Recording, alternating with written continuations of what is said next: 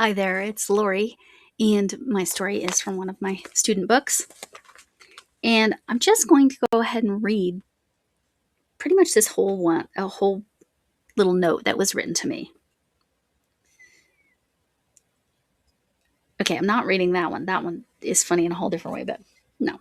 Okay, so this was the end of the year, and they could write in my little notebooks if they wanted to. Go ahead and get really bored over summer. We'll be back to have many more weird conversations in math class next year. So really, this person knew that I was going to be telling stories about them for years to come. I hope you don't get bored over the summer. Am I ever bored? Something's always going on. All right, so put that back. That one's my 2005 book. And then I had a thought, yeah. Oh, what was it? It left my head. Yeah, they had all kinds of nicknames for me, but I have a lot to talk about, so let's be done with that story. I loved my students. I miss teaching. You all know that. Okay, well, maybe you're new to me and you don't know I was a high school math teacher for 24 years, 21 of them in the same school. So let's talk about my knitting first. Okay, the teddy bear. I took it out because I used way too big of needles. There's leg 1. It's down there. I started leg 2, and I'm a little less than halfway because you got to do 28 rows. I'm on the 10th row, and I need my row count clicker. So when I flip the needles around, I click this before I flip the needles around. So like it's helps me remember to not skip. Plus, you keep them on the same needles, so that that's coming loose. First of all, you can tell that they're the same size when you get to the number, and secondly, that you can just knit across and join them. So, all right, that's the teddy bear. So 1 and almost a half legs done.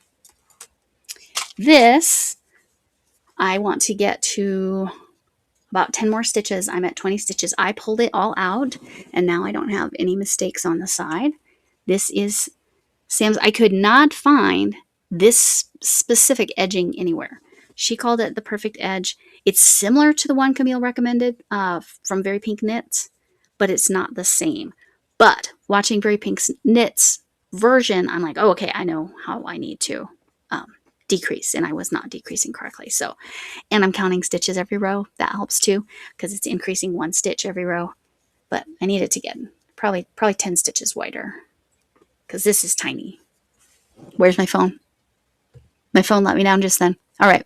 Anyway, so that is my knitting for the moment. Here's the crochet. I want to have this done by Friday. I'm filming this Tuesday night. I figured out how to flare it out. I'm not going to add more stitches, but I added enough stitches that it's going to flare out a little bit, and I think my granddaughter is going to love it. Now I just have to figure out how long to make it.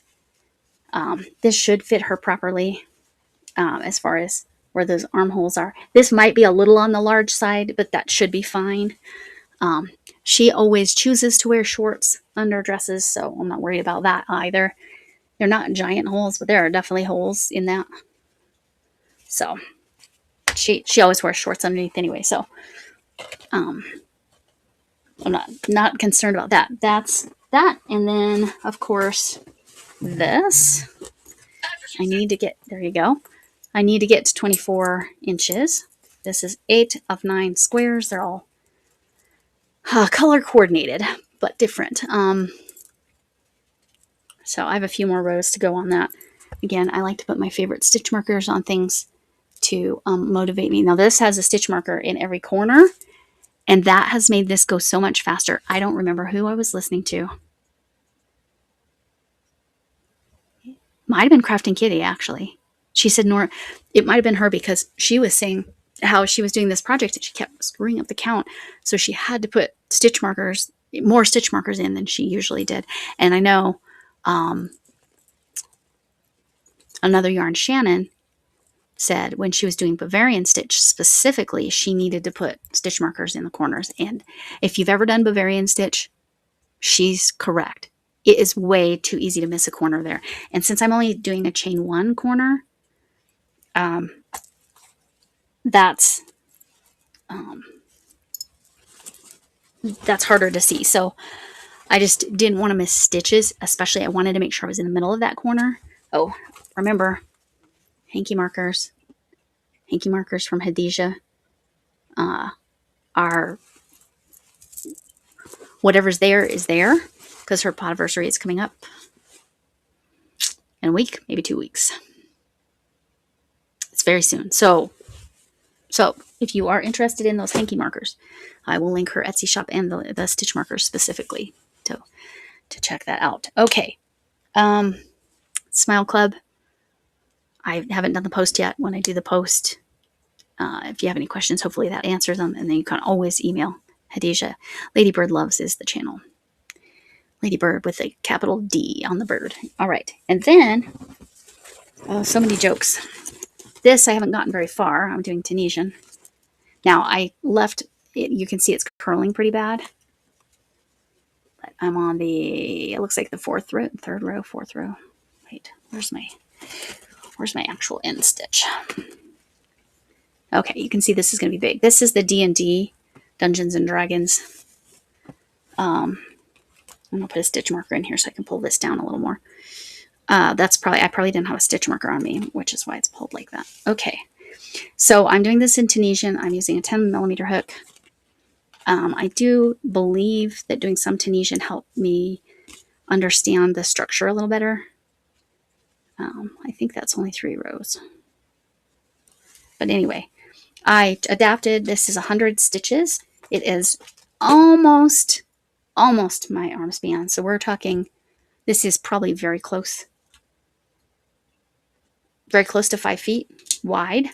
And then I measured this, what's 3 rows. And I was trying to figure out how much black on each end I needed to make it rectangle and not square. And obviously you can't, I'll put a little border on it too, but obviously you can't, the width of your 100 stitches is not going to be the same as the height of your 100 stitches. So I needed to get far enough in that I could measure it and kind of extrapolate out. I'm using $100 words today. Sorry about that. I guess I'm in that mood. So got a Tunisian. I really need to work on that because that's for my son-in-law. But I also need to start Magical Mal, which is Lazy Days Holiday Craze.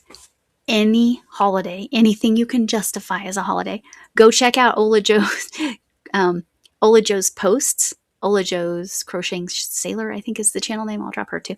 Because every single day she drops a post with all the random things, and I'd love to see something celebrating. And it can be anything you make, any art form. It does not need to be yarn arts.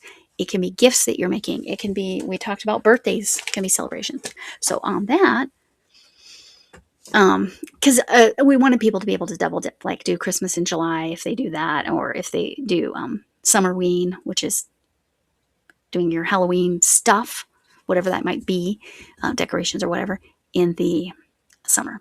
And some people do the Summerween crochet alongs or make alongs or whatever. But this is the Magical make along. The theme holiday craze. Lazy Days holiday craze, because Lazy Days summer. Oh, and remember that the word holiday, taking a holiday in pretty much every other country means going on vacation. So it could be something related to going on vacation, like all of these little stitch markers from Ellie, right? They're very summery. If you make stitch markers, that's something you could do. You can draw something, you can write a poem, you can sing a song, you can do a dance, whatever. All art. Paint, draw, whatever.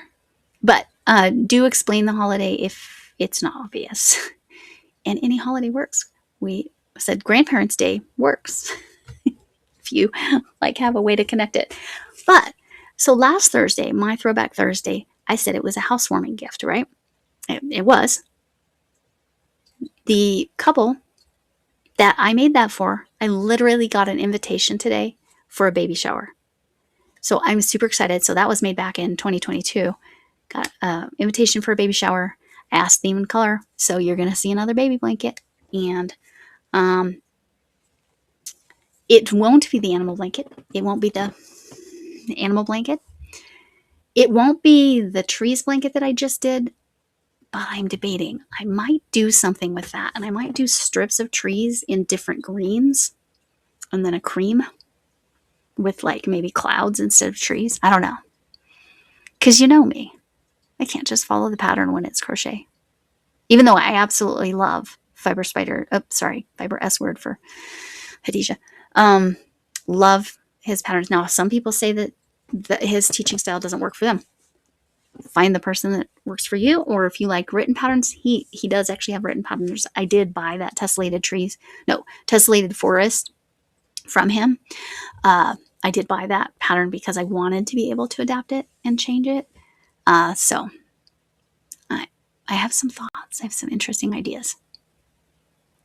So yeah, that's what's going on. I've got lots I've got to do, and I've got a lot of works in progress. Not this kind of whip, but yeah, my whip sound is terrible, but that's all right. Hopefully you laughed. All right. I guess that's it, man. I thought I had a lot to say. I guess not. That's all right. That's what she said. There you go.